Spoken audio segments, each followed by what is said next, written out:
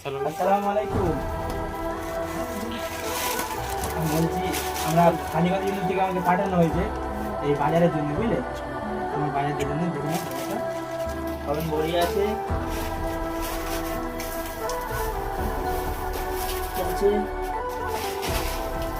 সামান শ্যাম্পু, তেল আছে, পেঁয়াজ আছে, আলু আছে, নুন, এইটা ময়লা, নুন, আপনার গায়ে মালার তেল, ঠিক আছে?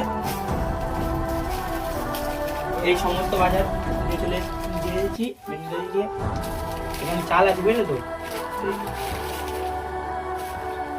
আমরা এই বাজার দেওয়া হয়ে গেছে আমার, আর আমাদের জন্য একটু দোয়া করবে, চাই না আমাদের কালীগঞ্জ জন্য একটু দোয়া করবে, বুঝলে তো?